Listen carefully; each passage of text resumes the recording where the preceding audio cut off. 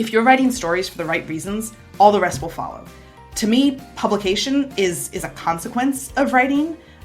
It's like a pleasurable side effect of writing, but it isn't the cause of writing.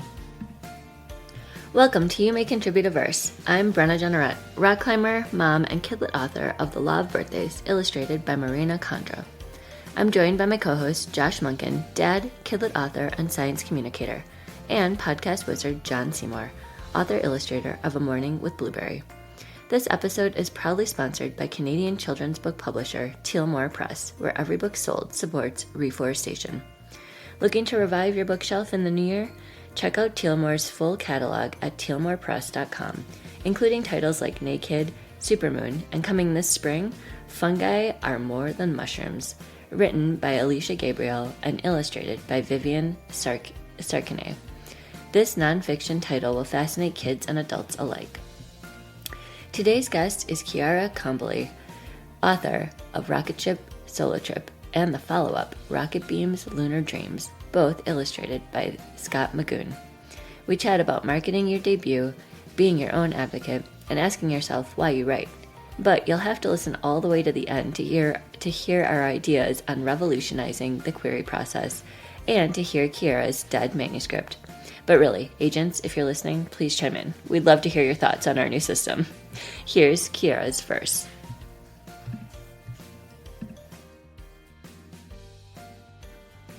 Yes.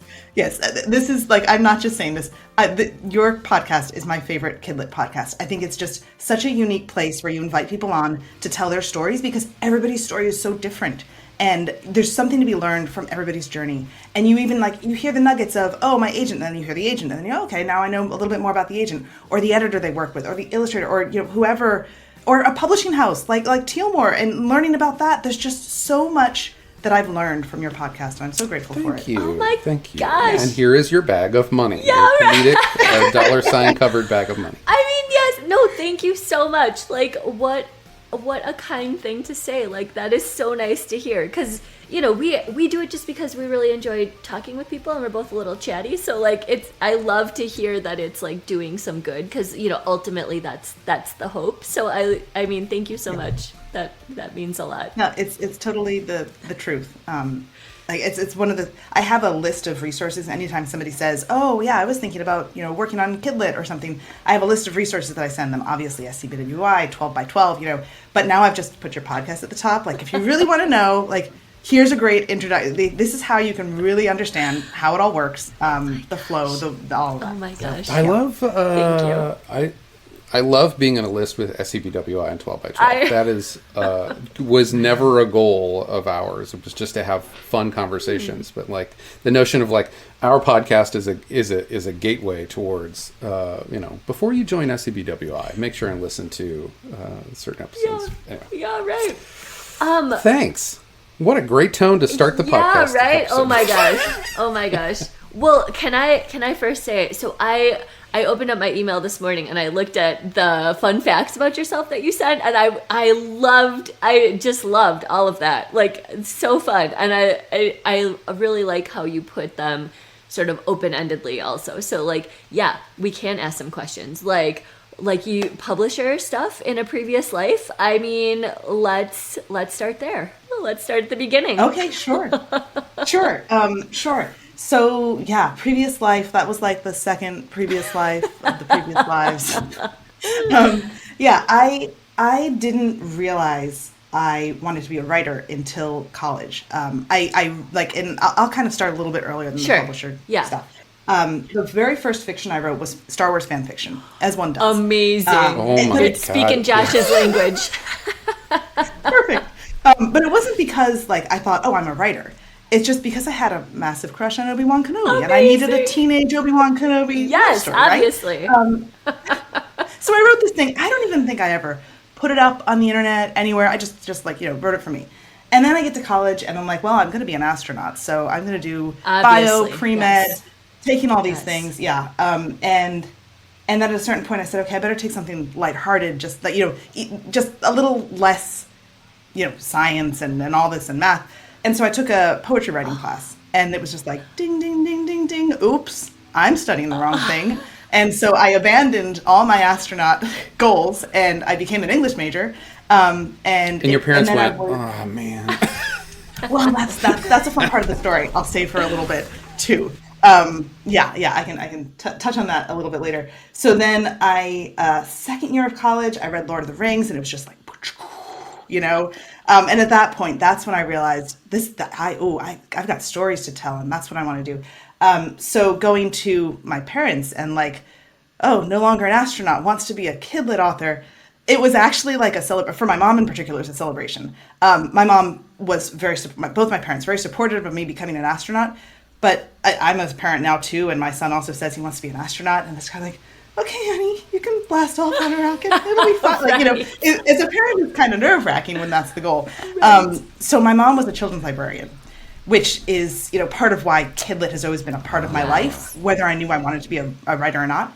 And so when I said, I'm a senior in college, I want to move home and write books, my mom was like, yes, great idea, Happy to have you. Not all parents say that. Yeah, like, come on home. I was a part-time nanny, but I also knew that it wasn't like it's sustainable. I had to set a time box to that. So I gave myself a year, and I said, if in a year I haven't got a publishing deal, now people are probably laughing to hear this, then I got to get a real job. I got to get a job, right? So I the summer after I graduated college, I wrote a novel. Wow. I don't know how many revisions I did, but I did write a novel. And by October, I was querying. And probably by January, February, I was like, okay, I got to get a job. Kind of how that went down. And I said, okay, well, let me see if I can get a job in Kidlit. That's also super hard. Even back, I'm talking, 20 years ago, it's tough. So I ended up moving up to New York with a different job in a different past life as a research assistant, fantastic consulting firm that did research for social services for kids. So things like school programs and all sorts of social services. Like adjacent. So it was really meaningful work. Yeah, it was great. But at the same time, I always wanted to do the Kidlit. So now that I was in New York City, it was easier to apply for jobs. And that's how I had my past life in children's publishing. I finally, by way of just chatting with people, connecting, networking, and all that, I made my way into HarperCollins Children's Books as a publicity assistant. So that was interesting. And I did that for a year. And it was a great year to do it because any year is a great year in Kidlit. I feel like there's just always so much fun stuff going out. But it was the year that the last, the series of unfortunate events came out. The 13th, The End, Lemony Snicket. And I was the assistant to his publicist. So like all the coordination for all the events. He did 13 events across the country. And now Daniel Handler is, Lemony Snicket's official representative or what have you. And he plays the accordion. I'm getting that right. Like that's It goes like this. And yes. Accordions are not fun luggage pieces to cart around the country to 13 cities. So part of my job was finding an accordion to rent in 13 different cities around the U.S. for Daniel Handler to play at the events. So that was a challenge. That was a fun challenge that I'll never forget. And it found me for New York City, I ended up going down to the Lower East Side where I found some accordion rental place. And I've never carried a more unwieldy box in my hand than and the Lower East Side, no subways nearby. So I had to lug it to the subway, just a massive thing. Anyway, so that's my past life in publishing. Wow. It was a long winding story to get Lemony Snicket accordions. But I love so much when you get into a creative space professionally and you've got some money behind these publishing pushes and just what's going on movies, TV, even Kidlit, in books, you end up with these bizarre tasks that are no, really, this dude needs his accordion and it holds it all together and we have to have one. So I'm going to have to task this to somebody and then right, the actual reality of having to hunt down an accordion in 13 different cities. It's just, I feel those are the bones of a novel right there. There's a story for each city, right? And that's a chapter right there, each one, and just putting it all together and what's the through thread. It's so unique and so bizarre, but it happened and it's a real thing. And just I don't know. I love where reality and imagination sort of merge in a way that's like, what is happening to my life right now? Like what, like this is real. So that's such a great idea, and I really hope somebody writes that story because you have to write that story. I'm happy to be a consultant. No, I'll be a consultant because I'm more the science fiction fantasy. I mean, I suppose I could do a fantasy spin on it. Yeah, you which could. would be interesting. You could. Yeah, but it's a great story idea. Let's riff on sci-fi musical instruments for a minute. Oh my goodness. No, not really. Let's not go down that rabbit hole. I do look forward to forcing Jon to adopt some measure of this sort of marketing strategy and making him travel around to find horse masks for my debut, where I will be performing nude on stage. No. Amazing. Nobody wants that. Well, now we have to talk about Naked. Because I've got anecdotes to share with both of you about your upcoming books. So I've got two little kids at home, and obviously like source of endless inspiration, and so fun to be able to share what I'm, one of the things I'm most passionate about with them and get their feedback and their, sometimes we'll get a book from the library and they'll read it, and we'll read it together, and my son will be like, meh, and I'm just like, yes. Why meh? So then we have these conversations, and anyway, but most of the time we're very enthusiastic about the books we get from the library. So Naked, when I heard about it on it was the Fillmore Press was that one? Tilmore, yeah. Mm-hmm. Yep. That's sorry, not Tilmore. So then I just had to share that idea with my son, my older son, who's they're both jokesters, tricksters, but the older son in particular. And he just collapsed into a giggling fit as soon as I shared that story. He laughed so hard. And then he composed himself, sat back down at the dinner table, and he looked at me and said, "Let me get this straight." He's like, a kid. And then he fell back into giggles again. He's so excited about Josh, you've arrived. So. That's like all anybody ever wants. That's amazing. And Brenna, your book coming out in May. May 1st. Less than a month. Yeah. Oh my goodness. How are you feeling? We were just chatting about it, actually. I love how you've secretly turned the tables here. Okay, so let me tell you about my book. It's all about me. Yeah, right. We were just chatting about it, and I was saying, I'm excited, but it's also so overwhelming having a book coming out, and especially my first one, because I'm like, I don't really know what to do here. Because so much of everything is virtual now, right? So you just are sort of there's stuff happening out there. It's doing stuff. And then you're like, but should I be doing something? Should there be an actual physical, you know what I mean? So and then if there is, putting all those pieces together and what does that look like? And how to, what do you actually do? What do kids want?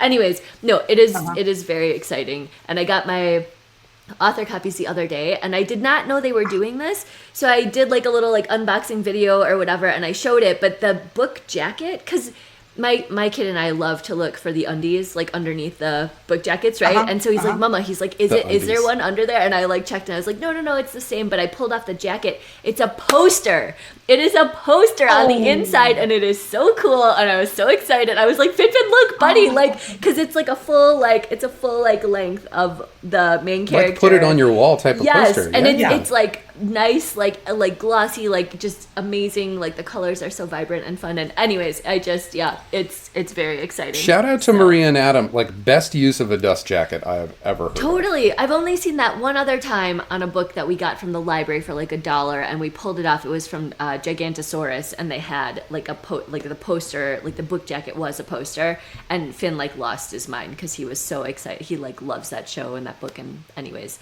I was that's amazing. I did not know they were doing that, and it's very cool. I love undies too, but I kind of feel that's even better than undies. Because any book that has undies, for me, all my dust jackets come off and go in a drawer. So then you only get one image to begin. But a poster, you put up on the wall, and you've got both your cover and the poster. Totally. Especially with a little kid. I mean, I try to keep the dust jacket on, yeah, sure. But at some point, moving them around, shifting them, whatever, they get torn. They're just a pain in the butt to keep on. It's a whole thing. So if you can repackage it into something functional or fun, or that somebody actually wants to use, Jon, I'm talking to you, awesome. Otherwise, I often will take them off and just recycle them even. Because I'm it's the same as the actual cover. Thing. And this is just easier for me to store and move and pat and just, just whatever. So I don't know. I actually don't know what the purpose of a dust jacket is other than to like write. Like, yes, I've been wondering if the anyone same wants thing. to Yeah, tell I'm me. sure. Right. At some point. We can Google it. Okay. Yeah. So I'm sorry. Go ahead. Oh no, I was just going to go back to what you said earlier because you're about 3 weeks Yeah. out or so, and I remember when I was 3 weeks out because my debut came out. Yes. In Tell February. us about your debut. Let's talk about you. Yes. Yes. Well, I want to talk about like that moment, that 3 week moment, because I don't know if this is true Yeah. for everybody, but at the 3 week mark out, I was just like, oh my Yes. goodness. Like it was just this overwhelming kind of, I have been working on this for so long. I've been hoping and dreaming for this moment for so long. What if it's just like poof and then that's it? Like what if nothing Yes. happens? And I think I Yes. kind of, yeah, I had this kind of dark moment of the soul, of wondering. And then that passed, but all along the way, I think what I worked with that mentality of it could just be that nothing happens. It could just be that the book comes out and there's another book on the shelf in certain stores or on Amazon or whatever. And that's that. And so I kind of, I don't know, steeled myself with that as the reality. But at the same time, I said, okay, but I'm going to have as much fun as I possibly can with my debut week. And I will say I was like lucky enough that I could take the day off, the week off from work. I just took the whole week off. I just said I'm available-ish, like on Slack, sure. Yeah. But I'm really like out, and I'm really glad that I did that because then I was able to just kind of line things up for myself. Like Brenna, you were saying, what should I do? I just thought what would make me happy, and I've got, like I said, 2 little kids. So one is in preschool, and I said, hey, preschool, do you want me to come in? And I've got a book coming out. I can read it. And it nicely coincided with Read Across America and like Dr. Seuss's birthday when all the schools are already doing reading, inviting parents in to read books. So I said, I got my own. Would you like to? And they said, sure. And so I went on one of the days of that week that my book came out, the day after it came out, I went to my younger son's preschool and I read the book to 8 different classrooms. Oh, I love that. Age ranges from like 5 down to 18 months, which was an experience like in teaching you about like how kids respond to things and how to craft a story that works for different ages. Because my book isn't necessarily for 18-month-year-olds, but and then after the day that the book came out, because I was kind of afraid, like, okay, I'm going to make noise on social media, nobody's going to respond, right? I luck as luck would have it, my older son was doing a field trip, and they were going to the Hiller Aviation Are you kidding Museum, me? which was That's so perfect. Because my book's about a rocket ship, it's all about aerospace, all that. So I was like, oh, I can chaperone my first graders, trip to the museum. And that was awesome because I was surrounded by kids. I could not look at my phone. I couldn't pay attention to social. I had a great distraction that was just so kid focused. And kids are incredible, especially at that age when they're going on a field trip to look at airplanes, like the energy levels. So that was beautiful. And then I also asked my son's school, like, I'm an author. Would you like me to come in and do a thing? And, Read Across America. Sure, you can be our featured author to kick off Read Across America. So I did. I just launched myself into all this. I did 2 school assemblies on the Friday of the week that my book came out. So it was like a school assembly for K through 2nd grade and then 3rd through 5th grade. And I'd never done this before in my life, but I was like, you know what? Whatever it is, it is. And, I reached out to some industry folk who I'm friends with and asked for their advice. And some of the best advice that I got was actually from Scott Magoon, the illustrator of the book. Oh my God, he's amazing. Yeah. He's phenomenal, and he gave me so much great advice. But one of them was like, remember that for them, this is a break in their day. They're so happy to see you because they're not just sitting in the classroom. They're not just the teachers get a break. Everybody gets a break to just do something fun and hear a story with you. So that was really like kind of settled any nerves that I could possibly have, because I was like, oh, everybody wants, they're happy to see me here, and I'm happy to be here. So it's just a room full of joy. And so I guess my advice is, like, anything that you think of that you want, that would make you happy to celebrate the book, set that up for yourself. Because, just like waiting for something to happen on social is it's not fun. We're all always waiting for stuff. Oh my to happen gosh, on social right? Anyway. Aren't we? No, I mean, I totally agree. And I appreciate you being like so candid about it, because I feel like, yeah, like all the buildup and excitement is like awesome, but then there is sort of like a dark night of the soul where you're like, what if, like, I'm not I feel good about the book, and it's sort of out in the world, and like that's it. Like I'm just gonna sort of like let it fly. Like if it does really well, that's amazing, and if it doesn't, like I love this book and I think it's great, and like what, so I feel good about that.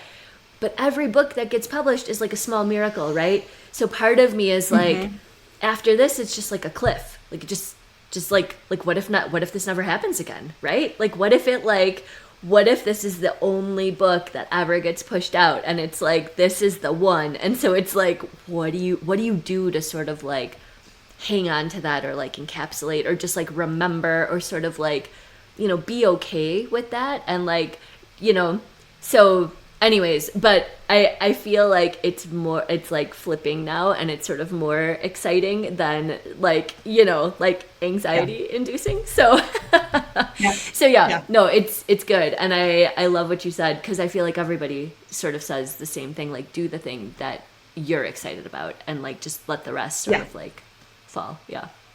And set it up for yourself. Like, don't be shy to reach out to schools, reach out to bookstores. You know, I was really lucky. PRH gave Rocket Ship Solo Trip a publicist, so I was able to work with a publicist to set up events. But at a certain point, I also realized my publicist has tons of books under their purview, and I wasn't going to continuously just be like, hey, can we set up another event? So at a certain point, I just said to them, is it okay for me to reach out directly as well? Would you prefer? And they said, totally. You can take the lead. You can go visit bookstores, introduce yourself. So that's what I'm kind of leaning more toward now. I really appreciated their support was phenomenal during launch, but also just to be able to take the reins and kind of take the lead and go with it. There's some doors that a publicist would unlock, but so many of like the spaces where you're going to thrive with your debut in an intimate way, where it's all joy. Yeah, that's going to be unlocked. I'm so jealous, because I have a sneaking suspicion that when my debut comes out, I will not be invited to talk about naked kid butts and horse masts in schools. So there isn't a day for that yet. You could, maybe your book creates it, Josh. You never know. I mean, humor, naked everyone loves a humorous picture book. Yeah. Everyone does. Like, I haven't heard of a kid who's like, no, I don't like the funny ones. Right. Boring. Know? We're going to thrive at bedtime and, you know, in whatever. This is not about my book. Let's talk more about your book. So one thing that I'm curious about is Penguin. How'd you land at Penguin? I mean, I guess, gosh, being on submission is such an interesting experience. So Penguin, my agent at the time of going out with Rocket Ship was Joanna Volpe at New Leaf Literary. And I also worked really closely with her assistant at the time, Abigail Donahue. And they were the ones who came up with the submission list. And I can't remember how many people. I want to say it was like 12 different people on the submission list. It was a good sized list. I think it was like a good for a debut author, first picture book going out into the world, rhyming picture book. You know, there's lots of like no's and I don't want rhyming. And we went out on submission. This was pre-pandemic. Like, this book has been in the works for years. It was pre-pandemic. It was like, I think November 2019. Yes, November 2019 we went on submission. And I guess things moved more quickly potentially back then. I don't have too many good benchmarks for comparison. But we got offers in January, like early January. Wow. And we got an offer from, oh my goodness, now I can't remember the other.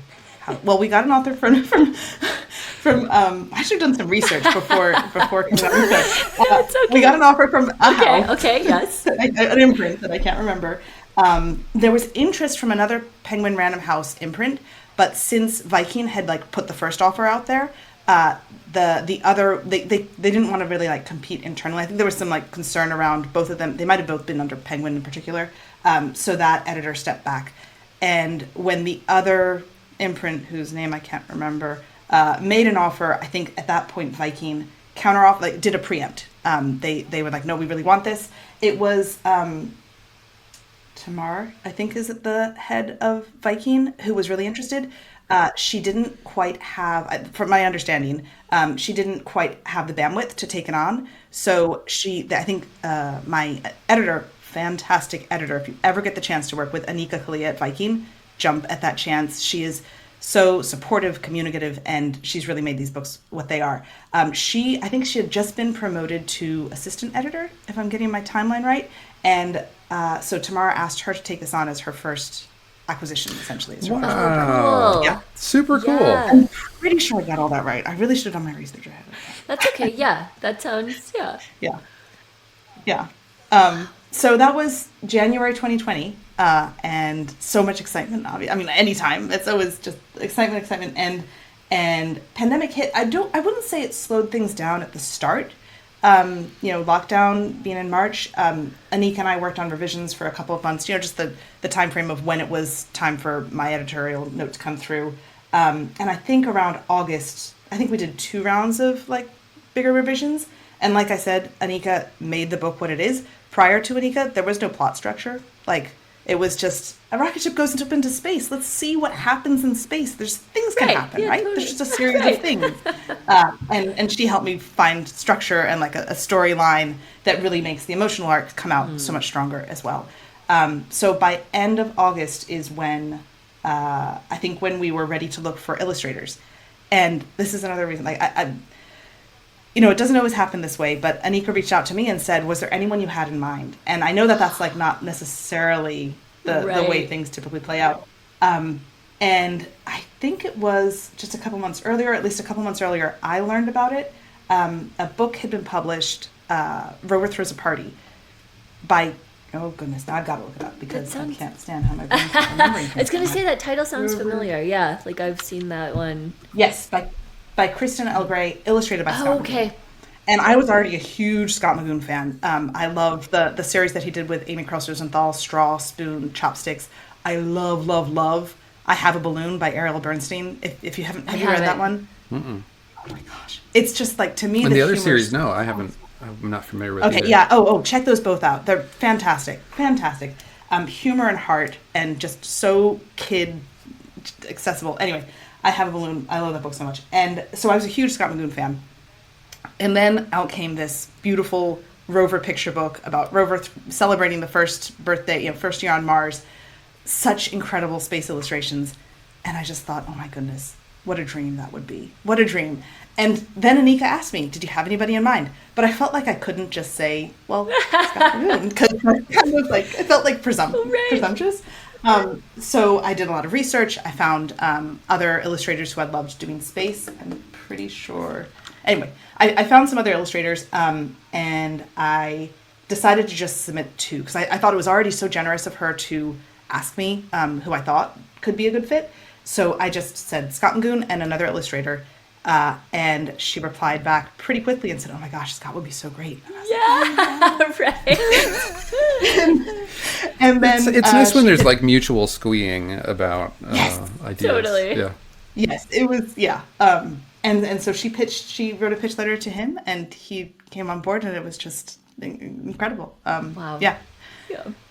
Yeah. And so that was, I think, September 2020. And then I think a couple of things. Our original publication was supposed to be 2022. And I think Scott had some other projects lined up, so we pushed it out to 2023. And then pandemic, the slowdown stuff impacted it and pushed it to 2024. 4.5 years. Yes. Like, this stuff takes a long time, but that's a whole pandemic long. So how crazy did that process drive you? You've obviously characterized this as being a very like communicative process for you. Well, but that's a long time. The thing is, I've been trying to get a book published since I graduated college, and what's another 4 years? Fresh. I graduated college in 2024, so aged myself here. I've been 2024. Sorry, 2000. I'm like, wait, you did? That's amazing. 2004. Ever since I was in college this year. Right. Thank you for catching me. It's been 20 years of working on Kidlit and hoping and dreaming to get something published. So I think time no longer means much to me. It's just, and there was I think at a certain point. Oh, Brenna, when you were talking about your book coming out, and you said, like, what if this is it? What if this is the only one? It got me thinking about another question that came up that I think Josh during the Tealmore with Jon episode, I think you mentioned like sometimes you ask yourself, why me? Why should I be published? Is that? You presume that I remember Yes. the questions that come out of my mouth, but yes, that is something that I tend to be curious about. Like, why should I justify myself and step into this space when other people could? Interesting. That sort of and thing. I totally get that. I think the question that, since I've been trying to get published for so long, the question that I find myself asking more is, why should I write this story? And so often the answer is because it brings me joy and because I really can't help myself. I can't stop myself from writing. Other times it's because the characters are demanding it of me. I write YA as well, and the characters are just like, I got a story to tell, you've got to write it down. And then often it's also like, because someone I know would love this story. And I think that's the question that really drives me, because ultimately what it comes down to is, why shouldn't I write this story? And if I can't find a good reason for which I shouldn't write a story, then heck yeah, I'm writing it because of all the other reasons, the joy and the fact that I can't stop myself. And I guess I truly believe that if you're writing stories for the right reasons, all the rest will follow. To me, publication is a consequence of writing. It's like a pleasurable side effect of writing, but it isn't the cause of writing. It can be our end goal. It should often be our end goal as writers. And it's almost like only achievable if you do set it as the end goal. But in my mind, it's not like my primary motivator for writing. And I think that, like I said, that's what I've learned because it's been years. It can't be the primary motivator for me, because if it were, I'd quit. I'd have quit so long ago. I only write because I love it. And like I said, I can't stop myself. And I think that's enough to just keep me going no matter what. It's time for this week's book reviews. From Josh. Josh's review this week is just in time to head back to school after the holiday break. Adam Rex's school's first day of school, illustrated by Christian Robinson, is chock full of real emotion about experiencing new things, and Josh could never have anticipated empathizing so much with a building. This book is a masterclass in a slightly unreliable narrator, laser-precise word choice and pacing, and framing the relationship between a child who is becoming self-actualized and an adult who wants to foster, not force, that journey. Well done, Adam. From Jon. Jon's review this week is for Jaunty Gentoo, The Adventures of a Penguin by Julia Donaldson. It's another classic to be in her collection, featuring her trademark and brilliant rhymes that flow effortlessly. Paired with Axel Scheffler's hallmark illustrations, this story also introduces young readers to diverse Arctic wildlife as they follow Jaunty on his legendary adventure. And my review is for Proper Badger Would Never, written by Lauren Glatley, illustrated by Rob Sehay Jr. This hilarious, subversive book about a badger attending a birthday party on his best behavior is packed with ridiculous scenarios of Badger being Badger, but left wondering what he could possibly have done to repel the guests. I mean, Proper Badger would never. Don't forget to get your own reviews and library requests in. It's the #1 way to help an author's sales. Love the podcast and want to help support more great episodes like this one? Check out our Patreon, grab some cool podcast swag, give a shout out to someone amazing in the Kidlit world, or review and share an episode with friends. And now, back to our show. So well adjusted and consistent with how you opened up the conversation with, Star Wars fan fiction. Like, that's the sort of thing you just write because you love it, and it's something that you want to have exist, even if it's just for yourself. So I appreciate that. No, I love how you flipped it too. Like, why shouldn't I write it? Like, why not?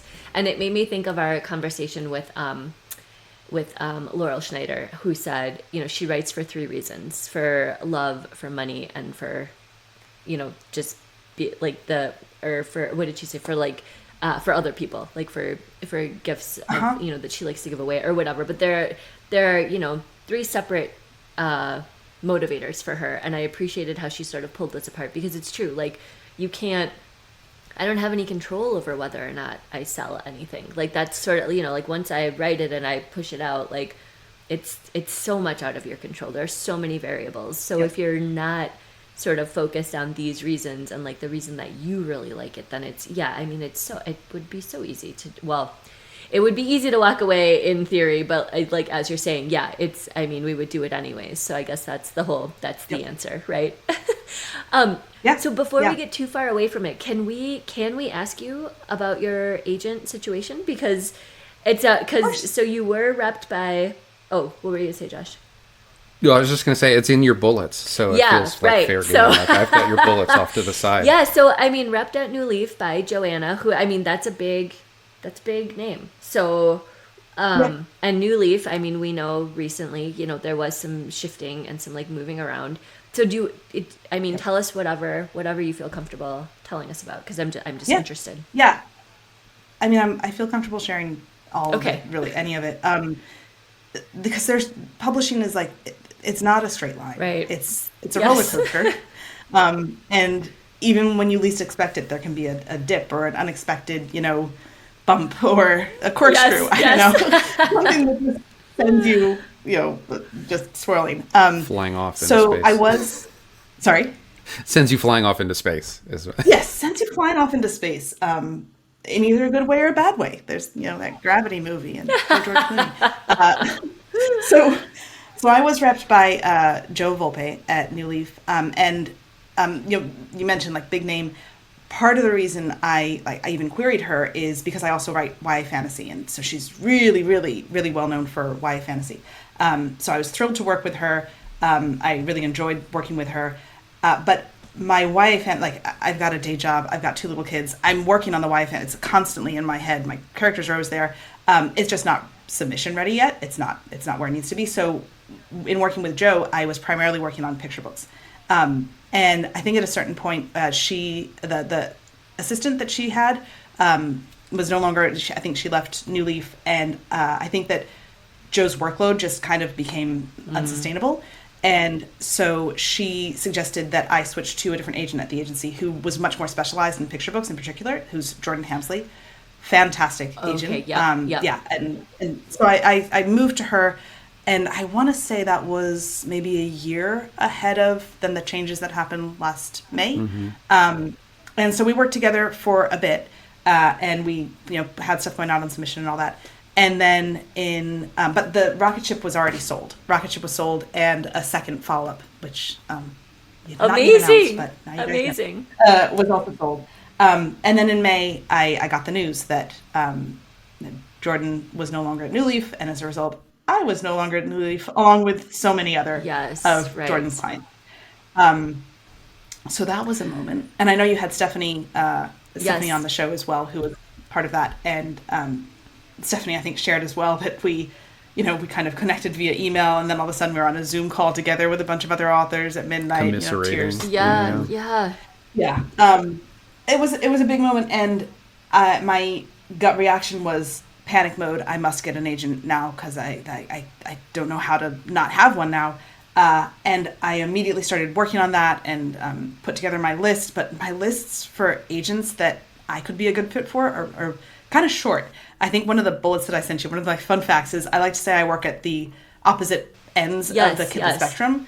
I write quirky picture books, board books as well, and then I write dark upper YA fantasy, and it's just and nothing in between. I haven't tried anything in between.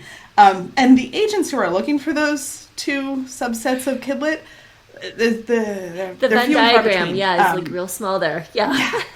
Exactly. It's a very small Venn diagram. So my list was short, but I just went with, I think I queried 4 people right out the gate, like that first week after being dropped by New Leaf, and I got some good bites from that. Ultimately, I didn't end up with representation, but at the same time, when all that happened, I'm really goal oriented in my writing. I try and set up specific yearly goals for myself of this is what I want to achieve with the YA. This is how many picture books I want to draft and all that. And I had a goal that I fell behind on, which was finishing the first draft of my YA novel. And as a result of all the querying stuff, it got in the way. And I was like, you know what? The querying is not bringing me any joy. I've got a picture book coming out. I've got my YA I want to finish. And I just, after those 4 queries, I was like, I can't do this right now. I've got other stuff that would make me a lot happier. And so I switched back to the YA, and I worked on that through the summer, and I finished that, I think end of September, I finished that first draft. There's still a lot of revisions to be done, but finished the first draft. And then at that point, rocket ship marketing started to Take off. Build up, take off. Yes. Really kick into high thruster booster mode. And there was so much joy in that. There was so much to be excited about and so much to focus on that I just said, still not ready for querying. I don't think I need that right now. I'm feeling supported. I will say, like, New Leaf, when I've reached out with questions about marketing since they sold the book, they said they'll continue to support me in the marketing of it. So I've gotten support from them. Joe has been communicative with me throughout that. And like I said, I also had a publicist from PRH. So I was just like, I'm going to settle into this and focus on this for right now. And after Rocket Ship comes out, that's when I'll think about querying, which is why, I think I mentioned, I'm about to re-enter. Yes. Yeah.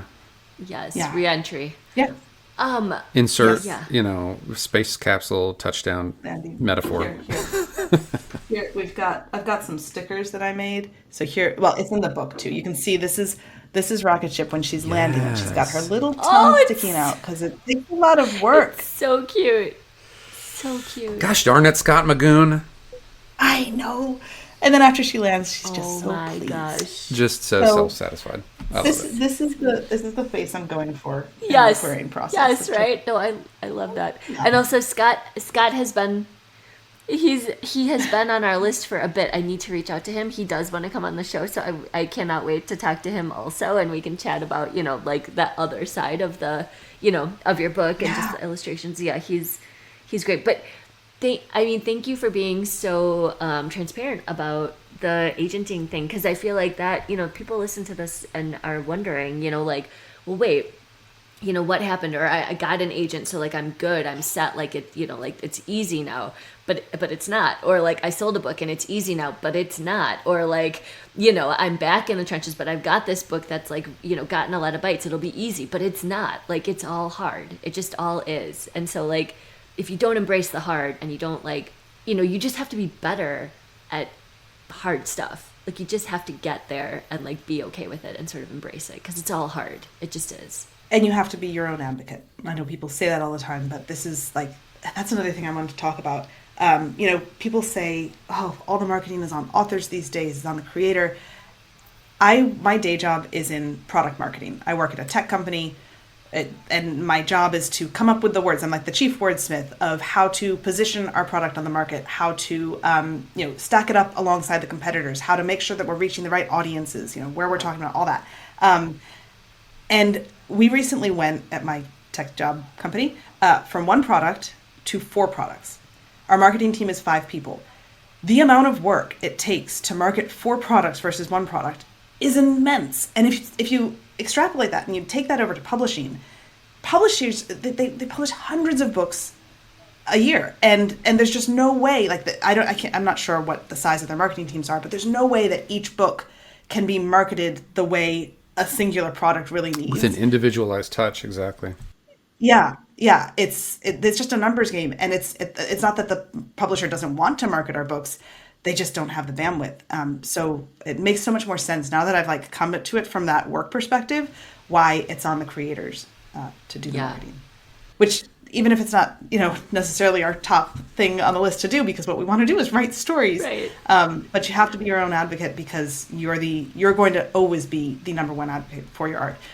Along with, if you're an author, along with your illustrator, if you have an illustrator, they're a great partner, because they also care about the book as much as you do typically. Yeah, so. No, that's an amazing point, and I love how you sort of broke it down that way, because I feel like a lot of authors and illustrators are sort of just like, okay, like I'm gonna market because that's the thing I have to do, but that it is sort of like, man, like how much am I actually gonna move the needle? Like, is it gonna be worth? Is it like, but I mean, you're right, like it is our book. Like we're the only ones who are gonna be like, this is mine. Like I created this thing, and I like want you to see it. So I mean, it's a really good spin to think about. Mm-hmm. Are you too close to Rocket Ship Solo Trip to put your product marketing hat on? Do you think, or are you able to sort of like separate yourself and really leverage your day job skills? I think I can leverage the day job skills. What I need to get better about, so marketing I'm okay with. It's sales.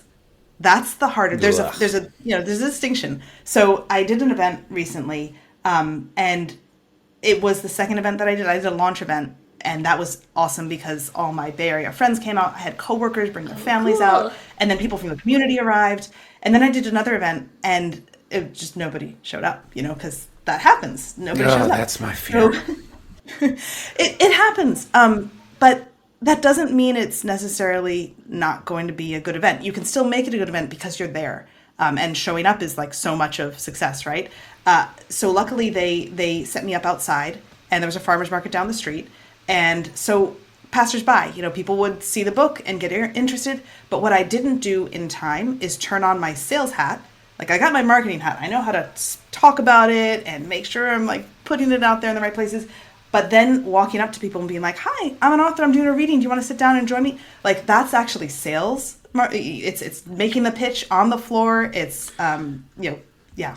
I've got Square on my phone. I've got a stack. Here's my stack of books. See me after the yeah. But when it comes with kids' books, if you're just like, if there's somebody going by in a stroller, they actually would be like, "Oh, that's pretty cool. Oh, you're the author. Okay." Typically it's not. They don't see it necessarily as a sales pitch. They see it as, if you pitch it as, "I'm about to read a book. Would your child like to listen?" Yeah, it's a different. Yeah. You're in San Francisco? Yeah, I'm in the Bay Area. Okay. So I'm trying to, if you've listened to the podcast, you know that Brenna and I compete for the Venn diagram of like where we overlap. And I'm gonna claim you as like video game writer, and you work in tech, That's right. and you work in marketing and all that. And I'm distracting myself from what my question was going to be. Oh, what I was going to one of the other things in your list of bullets is the Italian thing, the language thing. Yeah. Where does language come into it? There's a broader question than just about Italian. Where does language come into it? Are you more than just a student of Italian? Does that play into your writing? Say more about that, I guess. Yes. Yeah. I would say so for sure. So I'm half Italian. My dad, born in Italy, raised in France, then went back to Italy. And I moved around as a kid as well. So I was always exposed to Italian. I spoke it very poorly as a child because we would spend our summers there. So I would learn the sentences I needed to say to get an ice cream, but I didn't know how to like break it up into words, So my Italian was very poor as a child. And then we moved over to Italy. I went to British schools. I developed a British accent. We moved to France. I went to British schools, more British accent. But then in Italy, I studied some Italian, but like, colors, objects, very basic. In France, we had to study French because, of course, but we also had to study a second language because French wasn't considered the second language. So I studied Spanish. Then when I moved back to the States, I continued the Spanish. Eventually, I picked back up the French. When I went to college, I studied Italian to finally... Yeah, there's a lot of language. You're right. You speak French, Spanish, Italian, and English. No, I used to. And I wish I still did. But it's, it's not like riding a bicycle. If you stop riding the French bicycle, the French... The bicycle just disintegrates. The wee wheels fall off the bike. Nice. Yeah. I apologize. There's a picture book in that. Yeah. Wee wheels. Yeah. So then finally in college is when I actually studied Italian and learned it properly, grammatically, I will say. Then when I kind of dropped off the publishing story. I was working in publishing. It was awesome. Swimming in children's books, all that. Fantastic. But I was so exhausted, I didn't have time to work on my own books. Yep. So I decided I should move to Italy. Duh. Because why not, right? Because why not? I mean, there were a lot of factors going into it. My dad's an only child, so my grandmother was living alone. She had her sister and she had nephews and everything, but all her grandchildren were over in the States. Anyway, I decided to move to Italy, and I thought it would be a 6-month stint. And then after a month, I was like, oh no, I got to stay here at least a year. And then after 3 months, I met the man who's now sitting over in that other room working because he's my husband. And I realized, okay, I'm definitely here for a lot longer. And it turned into 7.5 years. And I worked as a translator. So much love for being a translator. It's the perfect combination of, if you love words, it's a word puzzle. you have to puzzle together the words in the right order, which the order is going to be different in different languages, but still create the same picture in the end. So anyway, the translation is awesome. So much love for translators too. Does that answer the question of language? And I'm just, I studied Old English in college just for fun because it's so cool. Amazing. Do you also speak Klingon? Yeah. No, but I tried to learn Elvis Sindarin, and I just I got too into it, and I was taking into notes. it. I love all of this. Yeah, it was too much of a project. I had to stop. You've got some other irons in the fire. Amazing. I didn't have I was sort of scraping away the dirt to see what uncovered with the language thing, and it sounds like some of it is situational, based on where you were in your life and who you were with and what you were around with your family. But also, you studied Sindarin, you studied Old English, and you're presumably quite fluent in Italian. What I'm asking about, which is slightly self-serving, I have no reason to speak Spanish or French, but I study them both just because I enjoy it, and I've got a French manuscript and a Spanish manuscript that have come out of that hobby, and I wonder how that works for you, or if that's something that comes into your writing. Especially considering Rocket Ship Solo Trip is a rhyming manuscript. Yeah. That's so interesting. So you've got manuscripts that you've written in other languages. That I have not. Let me be clear. Certain words are in other languages. I didn't write it in Spanish or French. It's like it's a bilingual manuscript. Right. Yeah. Okay, awesome. I don't know why I haven't thought of doing that. Yeah, I love that idea. And you don't hear a lot of Italian bilingual manuscripts either. So that might be. No, I haven't.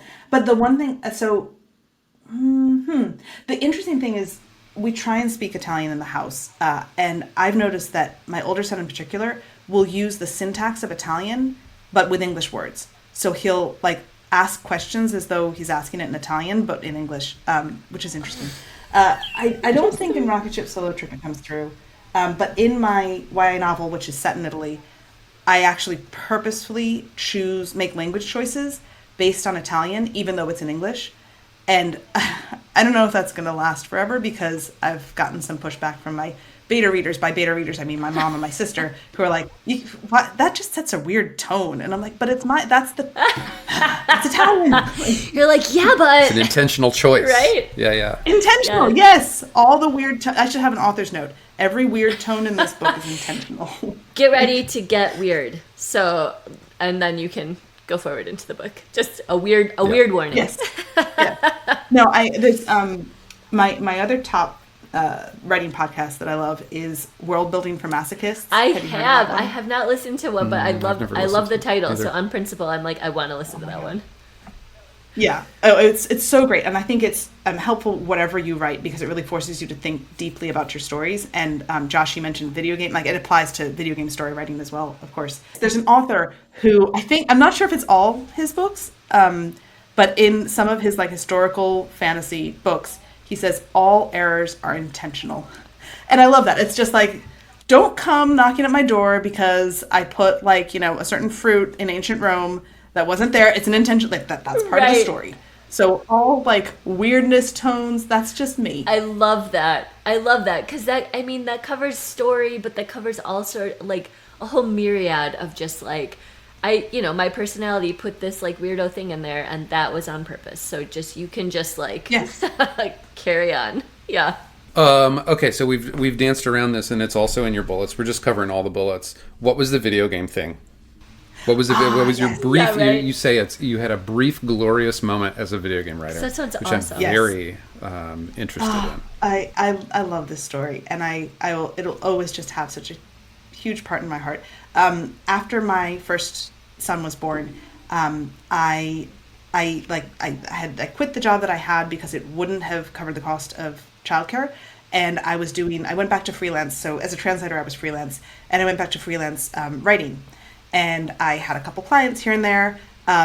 My brother, meanwhile, had recently retired from his tech job that he'd worked at this company called Palantir for almost a decade, I think. And he was like, nice Lord of the Rings reference. Nice Lord of the Rings, very nice. Yes, I tried to join that company. They had a DC office called Rivendell. Like, come on, folks. Man. But yeah, they didn't want. It's okay. So anyway, he comes knocking on my door, and I think several years ago, he had said to me, "One day we're gonna make a video game together, and you're gonna write the story." And I'm like, "Okay, sure, yeah, let's do that." And he had just retired. I was like in between, full-time day jobs.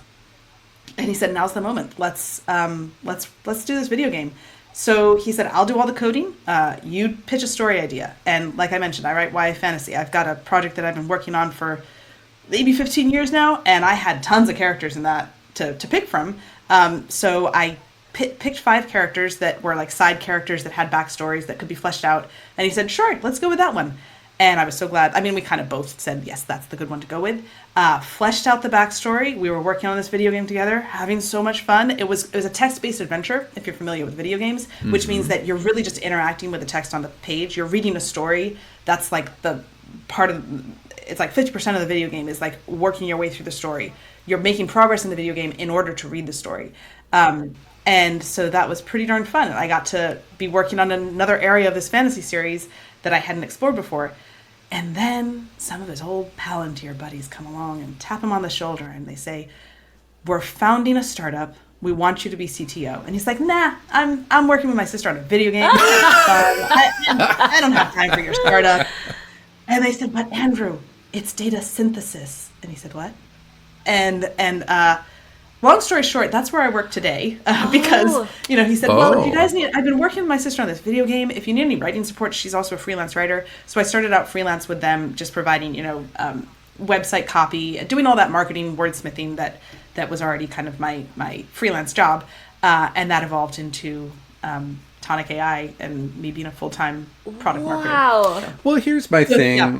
Here's my thing, though. Like, if Morgan Freeman can have a private floor of Wayne Tower and do all the Batman stuff on the side, surely your brother can make some space for you to continue doing video game writing on the side. Yeah. Well, okay, so here's the good news.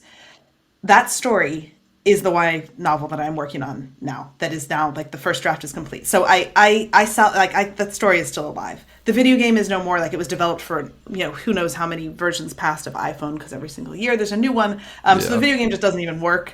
But the story does. And the story, I love the story so much. And I'm so glad that video game was the impetus for me to fully flesh out this character's story, because now the whole series has shifted and it's like, oh, it's all about him now in a great way.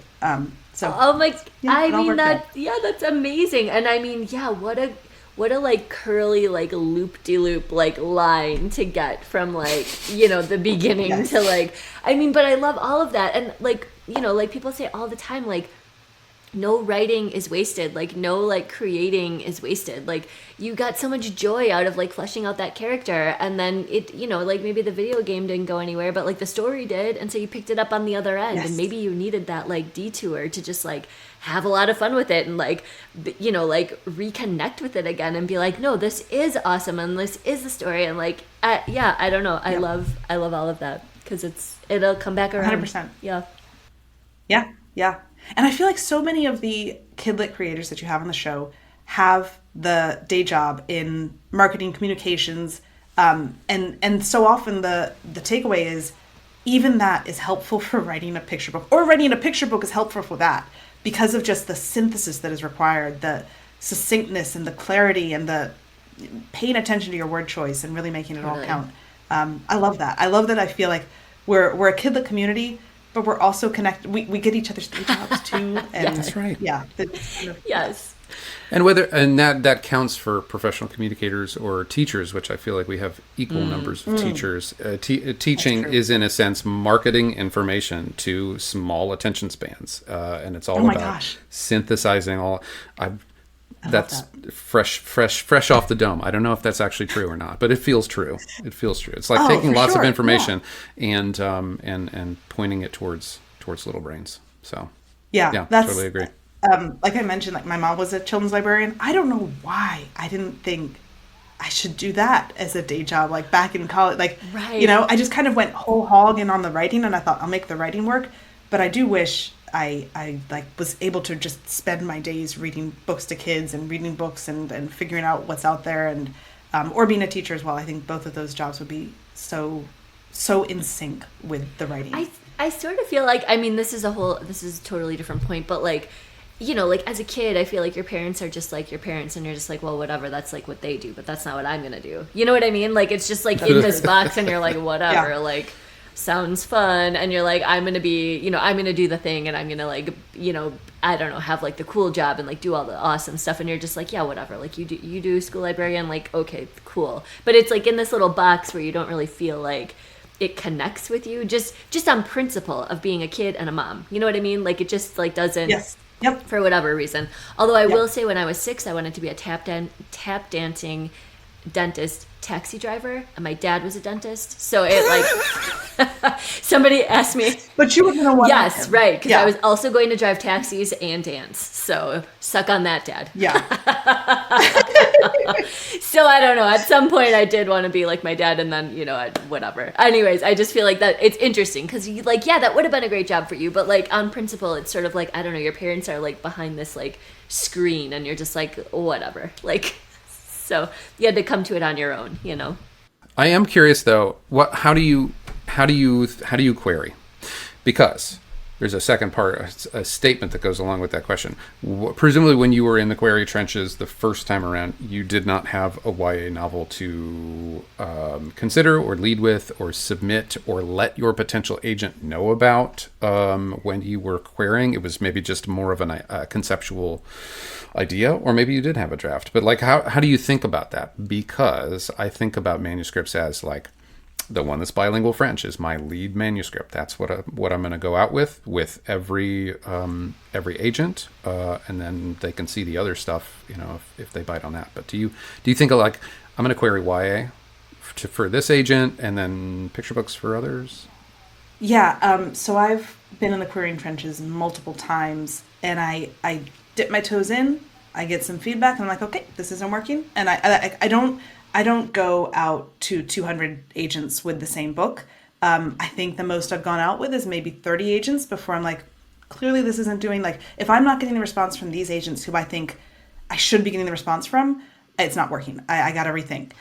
So the first book I ever queried with was back in 2004, that novel that I wrote that summer. So that was a YA novel, not as upper dark fantasy as my current stuff. And I can't remember how many, I probably, like I said, like 30 or so. And then I realized this isn't the story that I think it is. I don't know. Maybe some people will say I'm giving up on my story too soon, but it's not that I give up on the story. I just say it's not ready yet. I would expect to get a better response. And if it's not ready yet, I'm not going to just keep on, like, I feel like I'm wasting my time if I don't get any, you know, positive signs. Let's switch it up a little bit. Right. Yeah. So then I wrote my second novel. I think I didn't start writing picture books, I think, until 2008, I want to say. And I did some queries with those. But again, it's a similar thing of like, I send out a small round, or, you know, a couple small rounds. And if I'm just not getting the response, I'll pull it back. I think I mostly queried with YA novels because I have another YA novel that I went out with 3 different times. Like, I went out with it, got some feedback, realized, okay, got work to do, worked on it for a year, went out with it again, got some feedback, worked on it, you know, that's just kind of my way of like iteration. For picture books, it typically is, if, you know, within 30 or so agents, I didn't get a positive response, it's like, well, I can write another one, and maybe I'll just shelve this one for now. So I've queried, I think, about, this isn't going to sound like a lot, but for me it's a lot, 7 different picture books over the course of, you know, my querying journeys.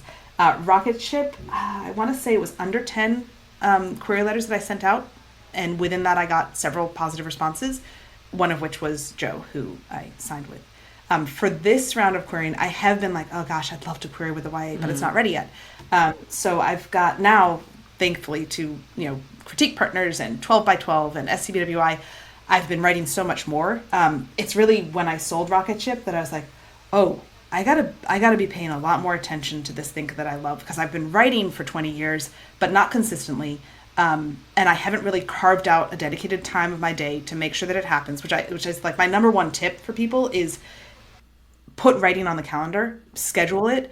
Don't just, I mean, obviously there's the tip of like, what I realized, like I always wanted there to be that precious moment where I just felt inspired.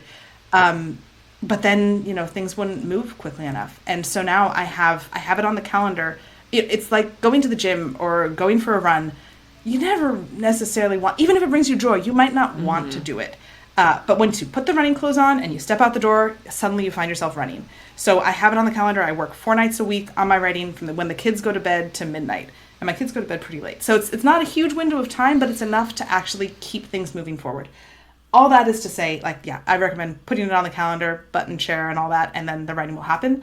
I've got a lot of picture books, so now with these rounds of querying, I've been choosing whichever picture book I think is the best fit for the agent overall, and then saying I've got, you know, several other manuscripts I can send you. I do mention the YA, even though it's not ready, but I have, like, you know, chapters I can send as an example, because to me it's really important, obviously, that they not only like the weird, quirky picture books that I write, but they're really, really all in on this fantasy that is, you know, different, and it's a particular taste, I'd say, of fantasy.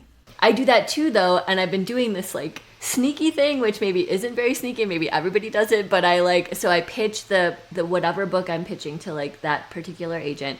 I do the whole thing, and I do the bio, and then right under the bio, I have one little sentence that's like, I write picture book through YA, blah, blah, blah, and my current whip is a blah, blah, blah, and I do like a second pitch. So I'm like, I also write this thing, and if you're interested, like, you know what I mean? Like, I'm just like, oh, my whip is a blah, blah, blah, blah, blah, blah, blah, based on what, I hope to hear from you later. So it's like, I'm trying to like slide in there with like as much as I can, because it is so difficult to like, when you have several polished things and you're looking at an agent and you're like, okay, I think you would like this, like, if I don't pick right, that's my one shot.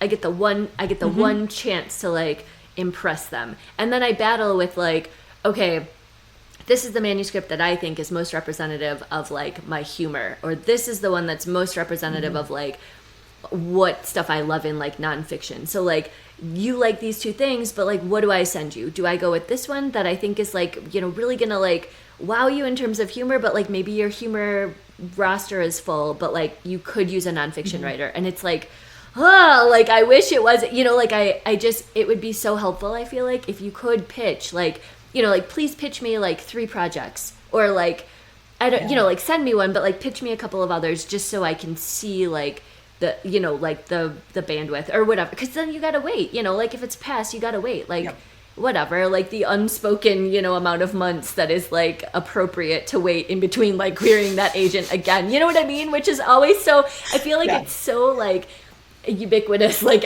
you know, like it's just out there, like people, you just know, like people, they just like, you're like, how long do I have to wait? And they're like, oh, 4 months, definitely 4. I'm like, why is this arbitrary deadline like put in, like why do I have to wait 4 months? You know what I mean? Like, I mean, I get it, maybe 2 but days, like, right, but like, I don't know, it just seems, seems so arbitrary, like why? Or like waiting for a full, right, is like, you're not supposed to nudge until like 4 months at least, like you can give them like 4. I'm like, that is like so long. I'm like, you are interested, right? And it's a picture book, right? So like, what are you doing? Like, what is the 4 months for? Like, why? Because meanwhile, you know, you're just like having a meltdown. At least I am. So anyways, I just, that was a real long tangent. It would be nice if you could pitch like more than one thing, to be like, look, this is what I actually look like as an author. Like, do you feel like you could connect with any of those projects and like work together? Like, let's talk more, you know? Anyways, I know they don't have time for that. Can you tell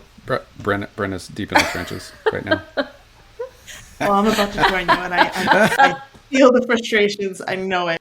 I feel like we should, let's join forces and revolutionize the query letter. Let's just make it about more than one book now, like in a way that makes sense. I'm putting my marketing brain. Like, if you can include, because, you know, like I said, at my day job, we've gone from 1 product to 4 products. And one of the things that I recently had to do was rewrite our 1-pager, which is the thing that you give out at tech conferences that just says like, here's what we do, and here's why you need us, and here's why, like, here's the pain and the value and all this. And I had to fit all 4 products into this 2-sided document. you can do that with like if you just get that one sentence pitch, like maybe just submit one, but say one sentence of these other ones. I don't know.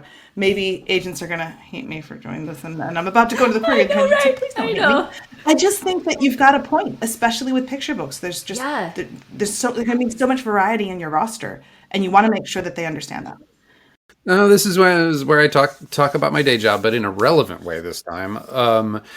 I think about the times that I've written things to pitch to media. Like it's the same sort of vibe. Like I've got some lead story that I want you to pick up and talk about and be interested in. But there's also other spokespeople that I could give you. Here's a bulleted list of other things that you might consider when considering to, write a story about me. So, I don't think it should be beyond the realm of possibility, especially when you're engaging in relationships, like long-lasting relationships with agents and editors. It helps to have awareness of who an author is, who a creator is. And I mean, I think getting a full request like is that piece of it. But I guess what I want is to move that piece forward a little, like know what you're getting into before you ask for a full, because it's like if the one I send you doesn't get a bite, then I don't have the chance to like, show you the rest. So, just moving that step up a little and like streamlining a little bit to be like, if you requested a full, this is what I would send you. These are the pitches, and it wouldn't take up that much more space. You know what I mean? Like, I really like that sort of optimistic framing too. Yeah. Like if you were to request more, here's what you would get. Yeah, this is you could buy a combo meal. This is a teaser. Like if you like, number 2 and number 4, call me. Like. Now that I think about it, like I mentioned, my first query went out in 2004. The way we've queried, the mechanism by which we query has changed so much, but the query letter guidelines are the same as they were in 2004. There's something wrong with that. Like agents get flooded email about, I was doing the thing where I was typing it up in a Word doc, printing it out, double checking that the printer reflected the Word doc because I didn't trust the printer, folding it up, getting your self-addressed stamped envelope, putting it in, sending it up to New York. And I remember responses were typically like within the month in that self-addressed stamped envelope. Now with email, it's just like the floodgates are open. Why are we writing the same one pitch, one book query letter? Maybe this is now like a request of agents. Would you like us to change things? Yeah, right. Agents? Would you like us to, just give you a little bit more to save you time so you don't have to go through those multiple steps of, okay, send me more. Okay, send me a little bit more. Like get a bigger picture. Agents, if you're listening, like I would love to hear from you. Like you can message us on Twitter or email at versshowpod.com. Come on the podcast. Yeah, like get in touch. Like I legitimately would like to hear what you think about that because I feel like it would save time on both ends. As of recording this in a couple of weeks, next week we have Adria Gates on. Agent. We could ask her. So maybe we'll pose this question to her and see what she thinks about this. Because she's somebody who's got to have a bazillion queries. She constantly, does. Yeah, and I don't think she closes. Right. She's yeah. Okay. Well, I love this. So Chiara, you've been super generous with your time, and we loved having you on. Is there anything that you want to promote or shout out that's like coming before we log off? I feel like I only mentioned the book once, like by full title, Rocket Ship Solo Trip by me and illustrator. And it's so cute and so amazing. Everybody, we talked about it a lot. Yes. No, like, I didn't. I'm trying to be the salesperson that I'm not being. No, I do have a verse if you want me to. Yes. I mean, we fell off doing that because I feel like a lot of people were not quite comfortable with that. Yes, absolutely, please. If you've got a dead manuscript, we would love come on. to. Also, before you do that or while you look for it, knowing that it's going to be a couple of months until this comes out, can you say anything about your follow-up to Rocket Ship? Oh, yeah, that's another thing I wanted to talk about. Borrowing some language from the tech world. Are you guys familiar with the term stealth mode? When startups are in stealth mode, why don't we use that for books? My book is in stealth mode. It hasn't been announced yet. Ooh, that's good. And it can be for works in progress that you don't feel comfortable talking about. So the book that is in stealth mode, I don't know when the announcement will come out. I'm guessing it'll come out soon because I think they wanted to save it for when the first book was out. That way, it just creates more buzz for the first book as well. Because it sold, I don't even know when, was it 2021, whatever. So long. Anyway, it's a follow-up to Rocket Ship Solo Trip. I don't know. Am I allowed? It's okay if you don't feel comfortable. I will tell you we're about 6 months between recording and publication of the episode. Okay. Well, I mean, I think the giveaway is in the last couple pages, the last page of Rocket Ship. You kind of know where she's going next, right? Very cool. Yes. I'll just read the last line. She hopes her next launch comes up soon, maybe this time to the moon. That's perfectly. That's very stealth mode of you. Yeah, it stays in stealth mode. All you did was read from your current book that is freely available today. Amazing. Yeah. Can we? If this is too weird, we can take this out because it's in progress. But as a follow-up to Rocket Ship, structurally speaking, you got a one-book deal when you sold that. Is that right? Yes, Yeah. it was a one-book deal with an option for the next picture book that I wrote. And so then I wrote a picture book that I was like, I'm going to write one that I hope they can't say no to, because that's what an option should be best used for. So I think I consulted with my agent and I said, I have an idea for, obviously it's right there in the last line of the book. Wrote that, pitched that. I think the bigger question mark was like, would Scott want to join for another book? And very happily awesome. he did. He's also a big, space fan. So amazing. Yeah. There was so much just jollity and humor and enjoyment in his illustrations. Yes. So yeah, I can't imagine him saying no, except if he was too high in demand. So yes, yeah, that's very exciting. Yeah, it really is. And my gosh, I've obviously seen the final art for it, and you can't play favorites with books. It's like impossible. But I love it so much. I can't wait. I can't wait to share it with. Oh, with amazing! Yeah, I can't wait for it to come out. all very. Congratulations. Thank you. So I do have a verse to share, and it's funny because I was like reading through several of my old manuscripts, and I read one and I was like, oh no, definitely not sharing that. I read another and I was like, gosh, I really thought that one was stronger. I queried with this, Yeah.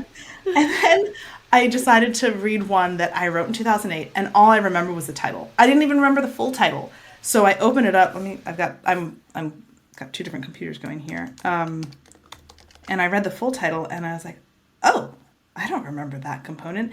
It's slightly long, which is probably why when I queried with it, it never went anywhere. Is that okay? It's like 950 words. Yeah. Okay. It's not. Yeah. We're fine. Yeah. Totally fine. I thought you were going to say it's 2,500 words. Yeah, no. Yeah.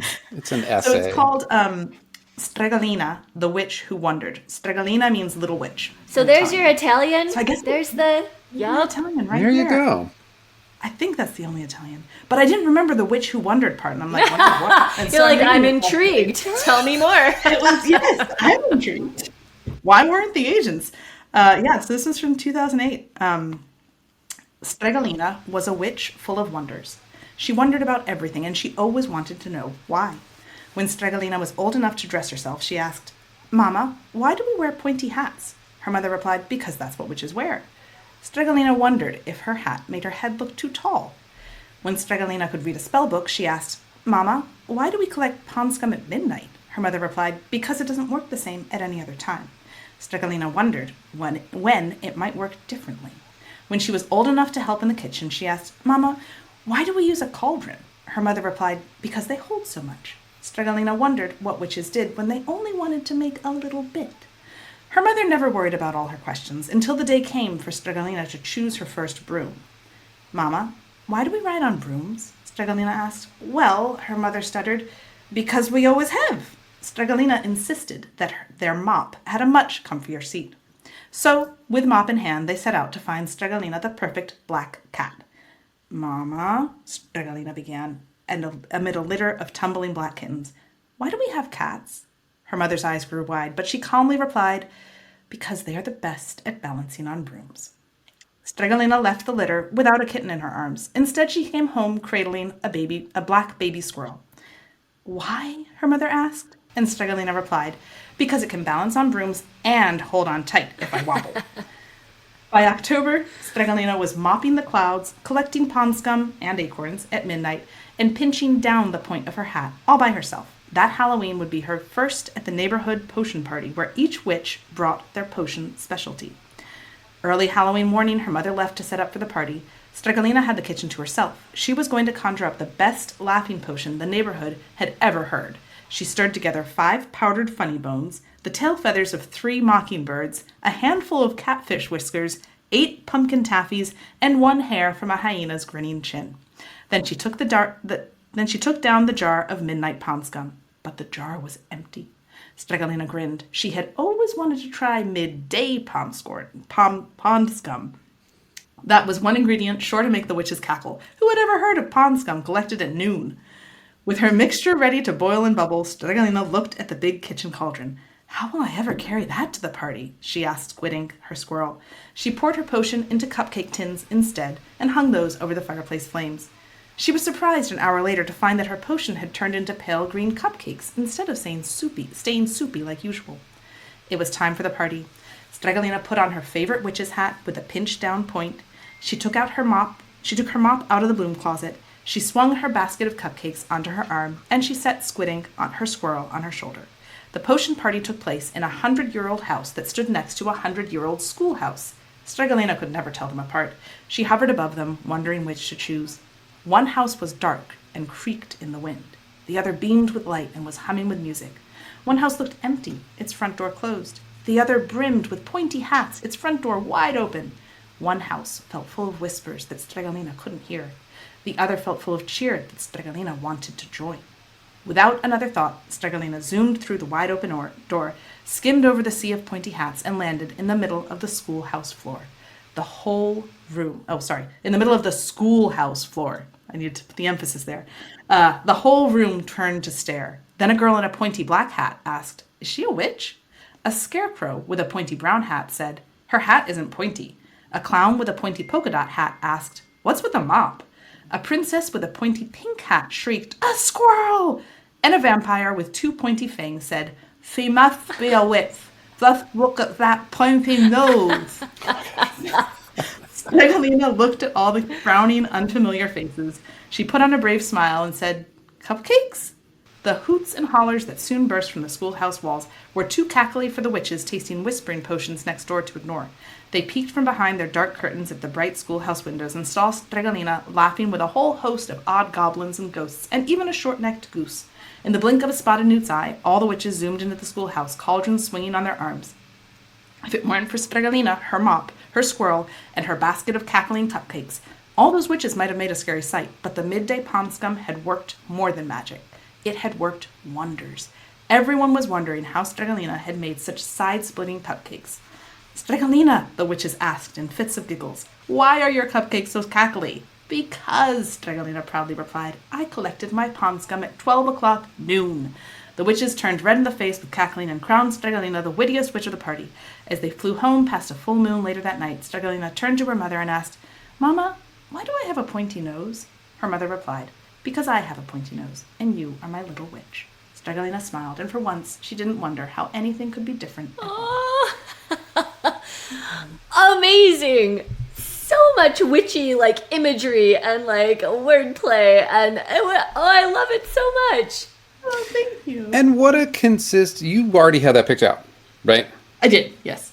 What a consistent through line with questioning how things are done with regard to querying and the way the publishing is done. We should all learn from And That's an Italian true. thread, like we mentioned at the beginning. Yes. I mean, it showed up again. It circled back around. Oh my God. Thank you so much for sharing, because we know how vulnerable that can be. And like Josh was saying, we haven't been taken up on the offer by too many of our guests, like some, and we're always just so delighted when people want to share, their work, because it's just fun. I mean, to me, it was great because I honestly hadn't read that in probably over a decade at least. And I was like, hey, that's not too bad. Okay, I kind of. Yeah. It's okay. There's something there. And this is gonna be the time where we're gonna get an offer on Oh my our God. manuscript that was we'll be your my agents. Gosh. Well, thank you so much for being so generous and candid. It was amazing to have you on. I'm so glad that we were able to do this. Thank you. I really appreciate it. This was like a dream to come on your show and be able to share some stories. And, Gosh, thank you so much. Our pleasure. Thanks for listening this week. Find all of our episodes and other associated links and information at linktree.com/verseshow. Or reach out to us on Twitter. Thanks again, and we'll see you next verse. Bye.